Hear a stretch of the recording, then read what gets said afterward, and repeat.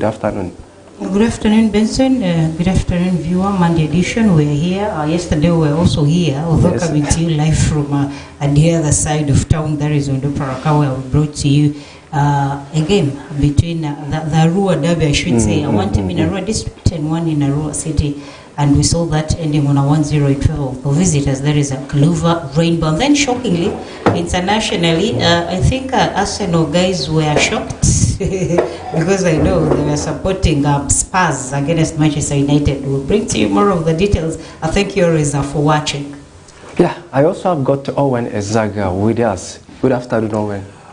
Very good afternoon, Benson. Good afternoon, viewer. Susie, good afternoon. And one of the biggest is that the man who was supposed to be in Tunisia instead jetted to Sevilla to have his final touches. And the medicals, I'm talking about Hannibal Mejbri, who plays for United, Manchester United, and he already had his unveiling yesterday. Earlier on, of course, on that 20 million buyout clause that is there, but he has gone on loan from that is Manchester United to Sevilla, so a very big one. But of course, outstandingly, the return of Kevin De Bruyne is one of the biggest for me in the due course of the weekend. And of course, the best coach in the world, Pep Guardiola, still to me had one of the biggest things that he brought into the team. Two substitutes doing wonders and making him to win was one of the biggest thing during the weekend. But all in all, I think it's a nice one as we continue with the stories. Yeah, amazing weekend. We had so many things happened over the weekend in the world of sports, not only football. We had the other sports in this place, and we'll continue to give you what continues to come in the world of sports. As usual, we always kickstart our discussion with what is happening within the region.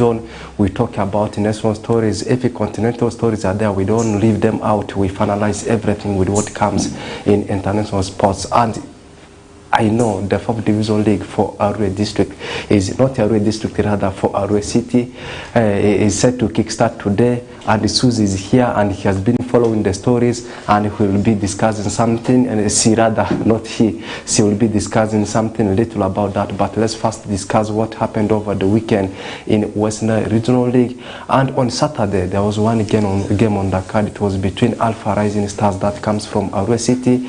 They did take on a team called Pakwati Young Stars, one of the teams currently performing very well in Nyagaki Zone, where they are right now. They are having 20 points to their names after having that edging result over the team of Alpha Rising Stars. Suzy, the misery still continues on the side of Alpha Rising Stars after losing 3-2 into the hands of Pakwati based side. Alpha Rising Stars, that is a side based in here. To me, I think they're actually picking up, they're coming up, because if you look at their performance, the halftime of that game, by the way, ended on a 2-0. There is in favor of Pakwati Youngsters that are looking into closing up the gap between them and by the Black Angels. If you look at the regional league Nyagaki Zone table standings, you will clearly see that by the Black Angels still is on top of the table, followed very closely by there is Pakwati Youngsters, and this is a very tough side. Pakwati won that game 3-2, but to me, I would say that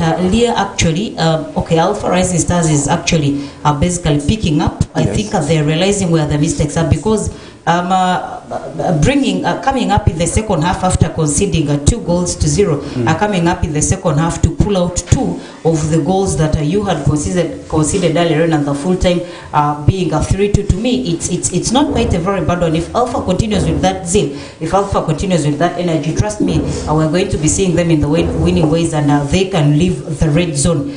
Because apparently, if you check the table standings, they sit at the red zone. And yesterday, by the Black Angels played Pakwati Super Eagles, and every other Pakwati youngster, of course, was there in support of Pakwati Super Eagles, praying that they win by the Black Angels so that they close up the gap. And the gap point was supposed to be 2. There is if Pakwati Super Eagles had won against by the Black Angels. But then Gaddafi Gadinho came through and saved the rest by the Black Angels and scored the first goal for the season ever since he crossed to there is by the Black Angels and saved them, meaning Alpha still remains down there, and by the now again goes top and leaves a point gap between them and Pakwati Youngsters to a point gap of 5. Nyahama also had a win. Right now, you look at the table standing in Nyanyaki zone, they're having the same number of points with the Alpha Rising Stars. I mean, they're all having 7 points each, but you see the team of Nyahama is having more negatives compared to the negative the team of Alpha Rising Stars is having. The biggest of it also happened yesterday in Arua City at Ababet Grunda Stadium, not on the Paraka playing, but it was a game between Arua City, team that shares the same stadium or has the same pitch with on the Paraka Football Club. They had an engagement with their arch-rivals called the Kuluva Rainbow. Unfortunately, it never went so well on their side, and they were edged by a 1-0. I'm talking about Kuluva Rainbow, a team that comes from Arua district, edging out Arua City by a 1-0. Owen, did you expect that? It's not a surprise that you could be saying the team played a very... I said both teams played nice game. I loved the free-flowing football that came through from the two sides. Arua City is known for that, with a couple of rich bench of tacticians, but who could not really help the team push to where exactly they were supposed to. A very good move for that is Arua City. I mean, for Arua City, yes, but couldn't convert their chances in there and gave, of course, little time to their chances. But for the team of Kuluva, they came knowing that this is, let's say, a semi-derby, and they still... It looked like a derby still to them, because are still in the same DFA, playing against a team like Arua City. So you're still falling under the same DFA. It still gives you that moment of the derby. So it's one thing that I did see from the team, and probably proved what exactly they needed to do. Now, the idea was to come and get early goals, which did not come out at first for the team. It took them all that while up to the time they scored the goal, I think in second half, yes, which got them the goal. First half ended 0-0, but second half they came with the strategy that now we need to score so that we can really achieve what we want.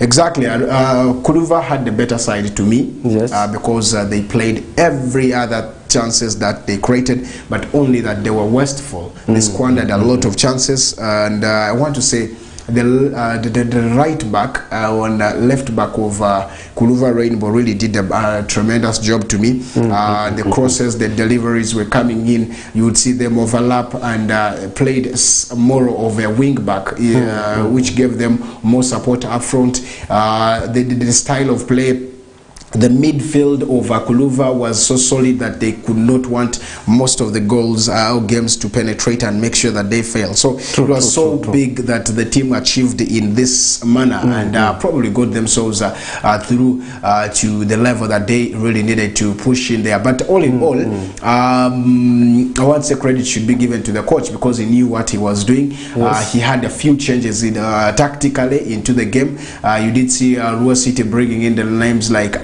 who came into the team, but couldn't really do more into the team, because I didn't even see any impact after his introduction into the team. I expected maybe a change, something that did not work on well.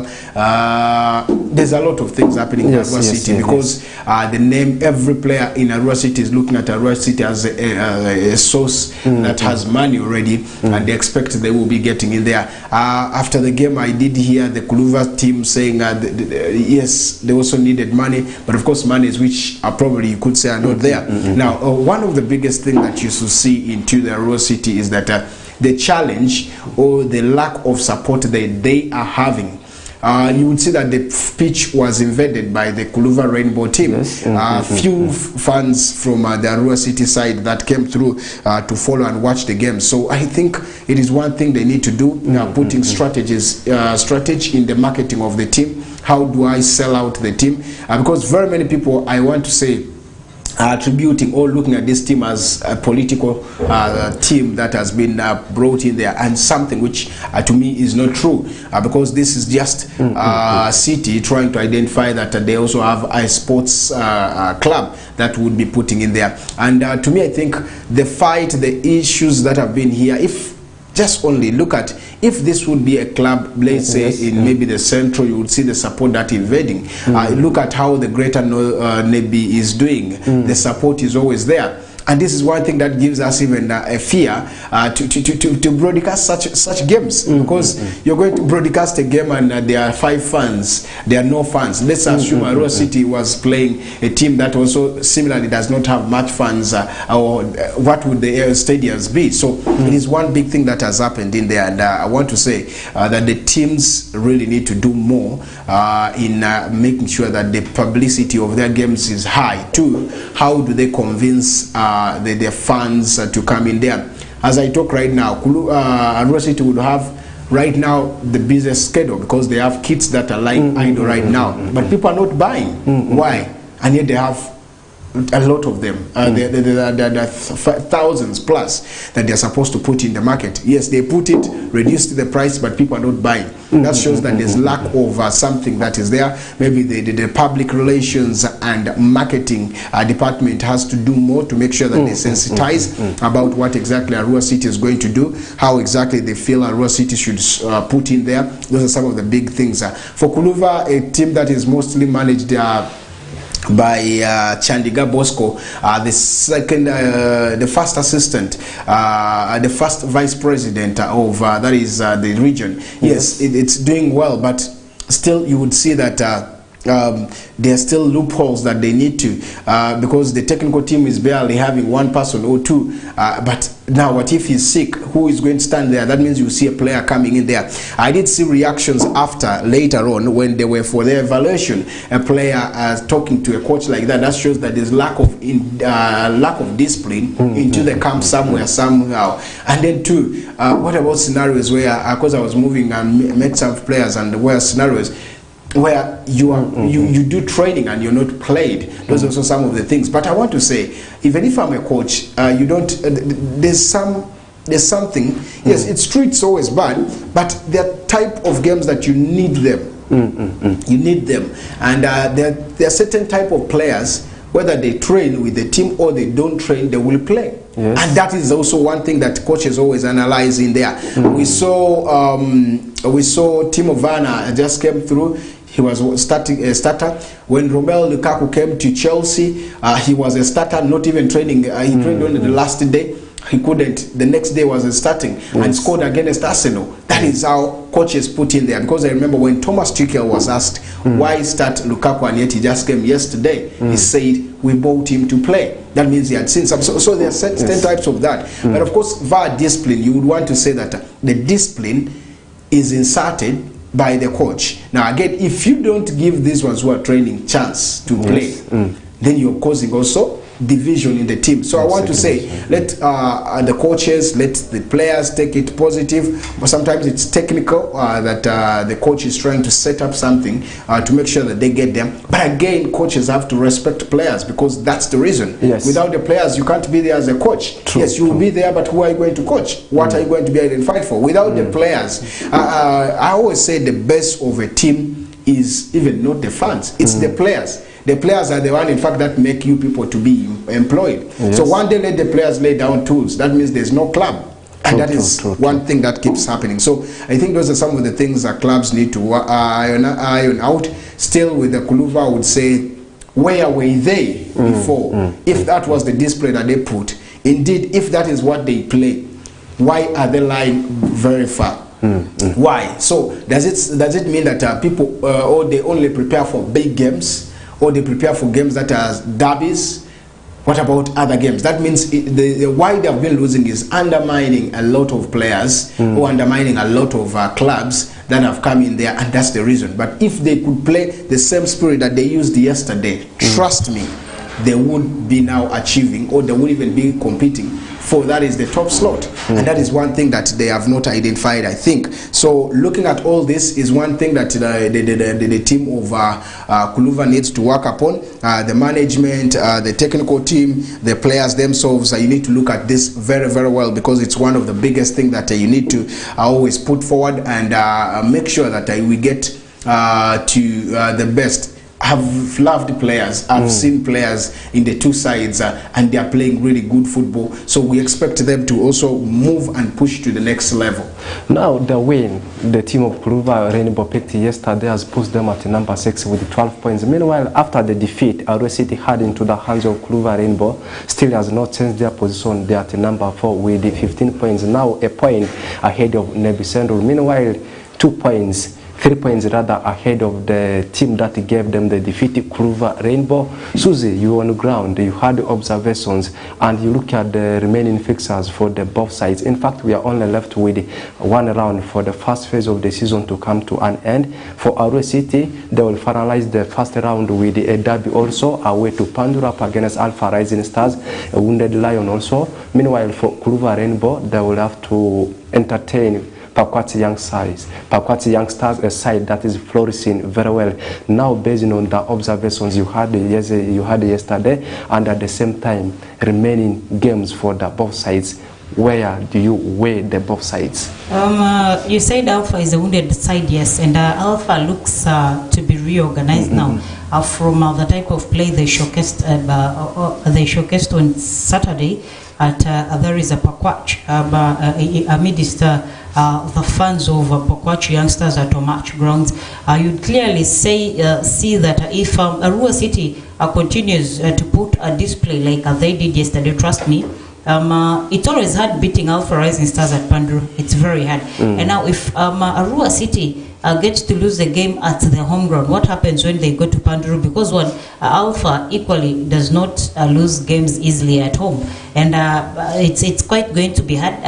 If by the way this game is played, I am seeing a draw, but it's going to be a very tough one. And then Kuluva, the best Kuluva will pull up against Pakwach Youngsters at Hospital Arena. To me, is also going to be a draw. Otherwise, I see Pakwach coming through to pick in the points, because Pakwach has passionate fans just like Alpha Rising Stars, and Kuluva equal also has passionate fans. But to me, the zeal that the fans of Pakwach have is more higher compared to the ones that Kuluva people have. So basically, we shouldn't be surprised if we'll see a lot of people from Pakwach storming in a Hospital View Arena in finalizing that very game that they will have in the last round for this very round of the regional league. It's going to be a tough one for Kuluva to pick a win against Pakwach. Yeah, keeping it in balance, still Western Regional League, and we are shifting to the other zone. I'm talking about Nile Zone.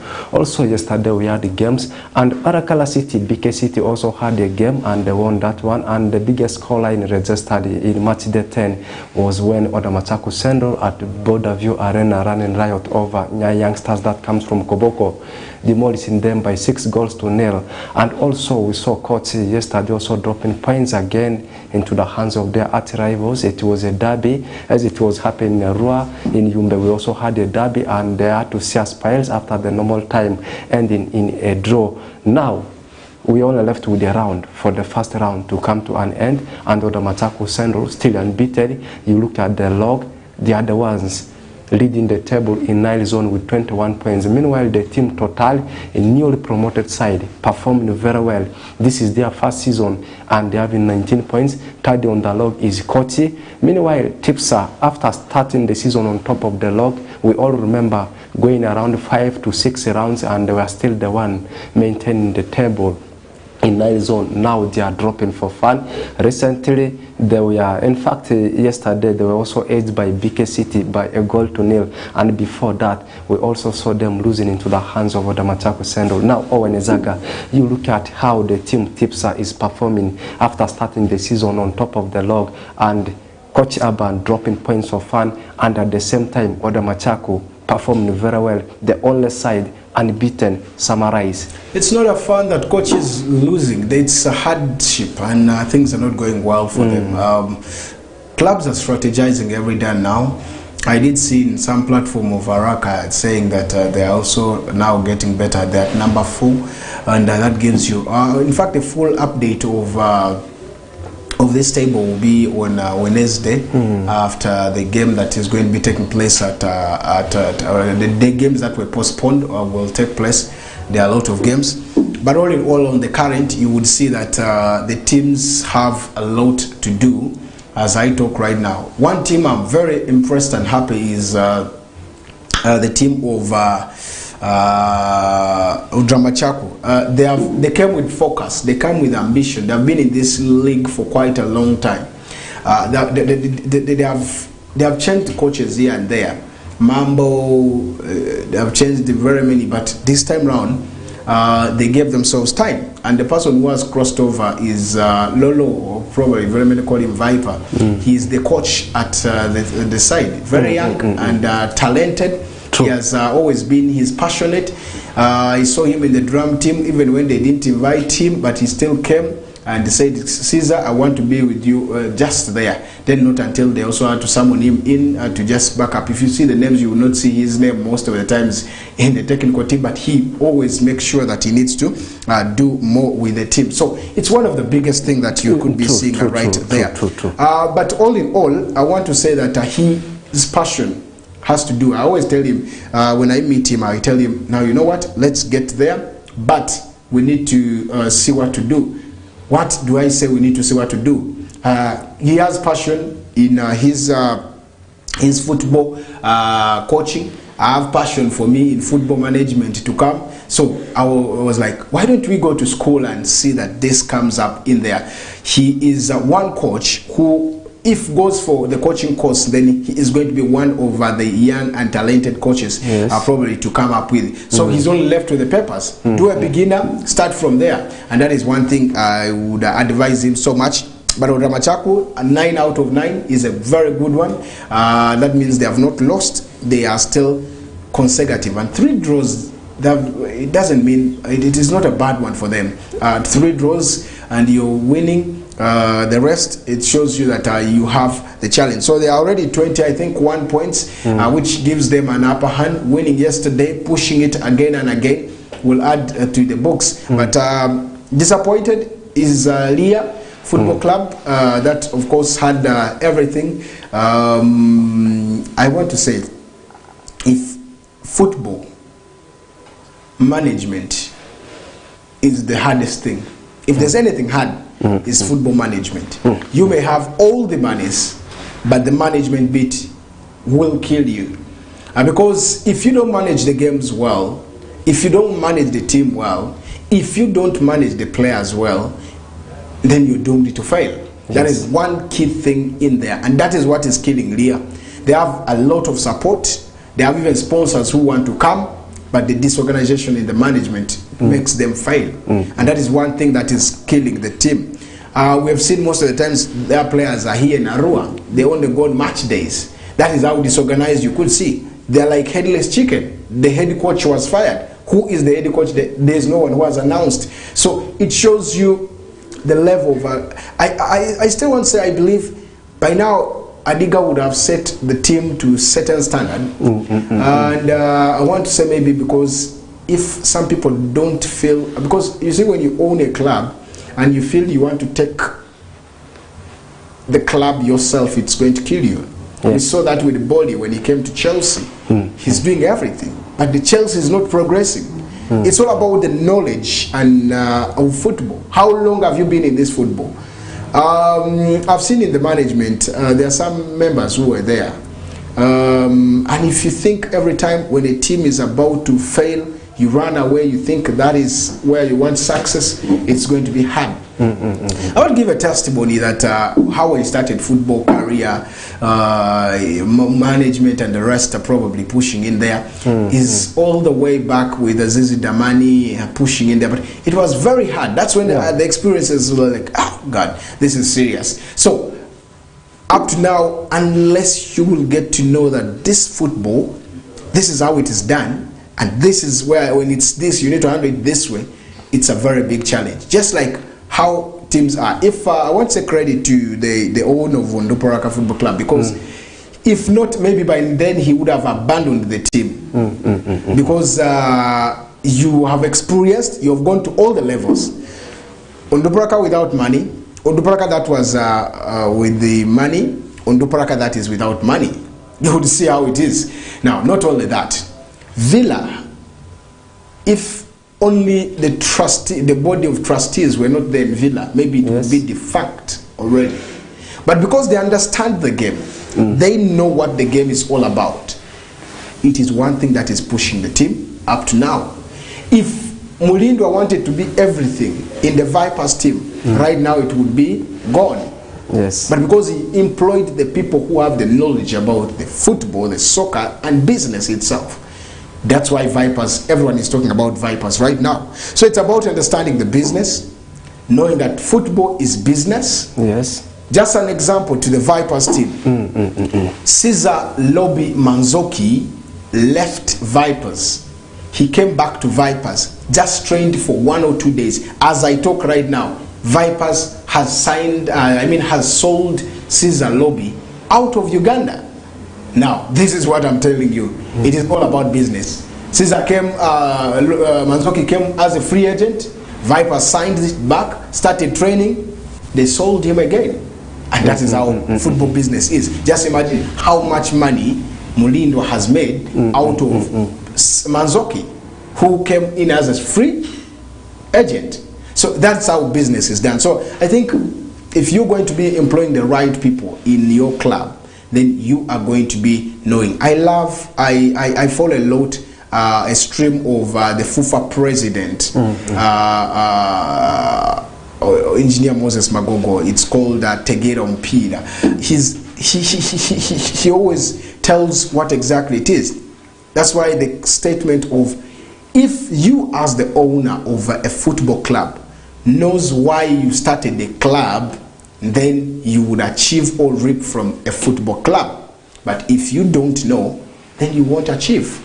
Yeah, exactly. Football is all about business, but the biggest pillar in business is all about management. And before actually we go for the first half break, I remember we are supposed to discuss about Stanbic Uganda Cup 64 round draws being released, but Susie, you know the 4th Division League in Arua District, it has started. You talk about marathons going on. You go to Terego, it has started. You come to Yumbe, it's already going. You summarize it by giving updates about what is coming in Arua City 4th Division League. Games are actually starting in today. There is a 15th 4th League Division, and they have also been divided into 2 sides. The games are starting today. Southern Zone and Northern Zone. In Southern Zone we have Bizadi, we have Arua Airfield, Anyafio, Tanganyika, Ombachi Soccer Club, Idiofe, Anyaya in Jako, and then Kolokolo. And then in Southern Zone we have Mvara Boys, Mission Foundation, Niva, Muni Soccer Club, Daystar, Leo, Ragem, Vale Villa, and Tiger Stars. These are some of the teams that of course registered. Match day 1 today, Monday, we will have Kolokolo playing there is Abizadi, then Arua Airfield will play Nyaya, Idiofe will tussle it out with Anyafio, Ombachi will play Tanganyika, Mission will play Tiger Stars, Niva gets to play Vale Villa, and then Muni hosts Ragame, and then Leo plays Daystar United. The rest of the games come up tomorrow. Yeah, these are the fixtures to be played today in Arua City 4th Division.